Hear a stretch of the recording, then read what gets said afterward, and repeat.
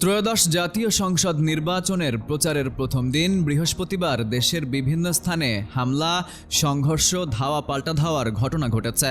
নির্বাচনী camp, mic, office, গাড়ি, vote কেন্দ্রের সিসি ক্যামেরা ভাঙচুর ও লুটপাট করা হয়েছে।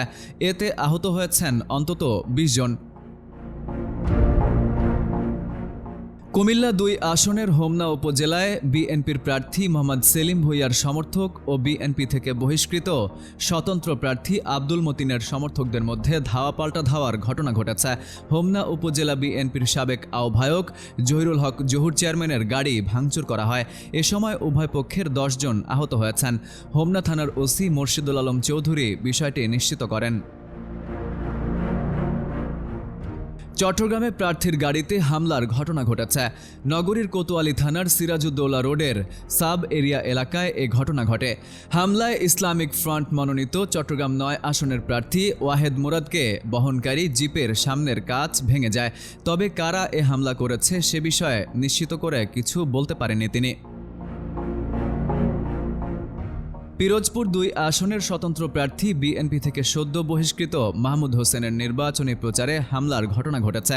সরবকাঠি পৌরসভার ৭ নং ওয়ার্ডের মাহমুদের নির্বাচনী ক্যাম্পে এ হামলার ঘটনা ঘটে।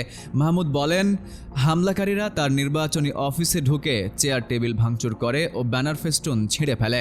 এ সময় তার কয়েকজন কর্মীকেও মারধর করা হয়। ঝিনাইদহের কালীগঞ্জে বিএনপির বিদ্রোহী প্রার্থী সাইফুল ইসলাম ফিরোজের নির্বাচনী জনসভায় আসার পথে হামলার অভিযোগ পাওয়া গেছে। এ ঘটনায় ২ জন আহত হয়েছেন। উপজেলার রামচন্দ্রপুর বাজারে এ ঘটনা ঘটে। ঝিনাইদহ ৪ আসনের ধানের শীষের প্রার্থী রাশেদ খান বলেন, হামলার ঘটনা ঘটেছে কিনা জানা নেই। মুন্সিগঞ্জের টঙ্গীবাড়ি উপজেলায় নির্বাচনী প্রচারে নেতাদের নাম ঘোষণাকে কেন্দ্র করে বিএনপির দুপক্ষের মধ্যে দফায় দফায় সংঘর্ষ হয়েছে। এতে আহত হয়েছেন বেশ কয়েকজন। এছাড়া পাবনা ৩, মাগুরা ১ এবং ঢাকা ২০ আসনের ১০ দলীয় জোটের প্রার্থী ইঞ্জিনিয়ার নাবিলা ইয়াসমিন এক সংবাদ সম্মেলনে নির্বাচনী অফিসে লুটপাট করার অভিযোগ করেছেন। Farid U Ahmed, IBTV USA।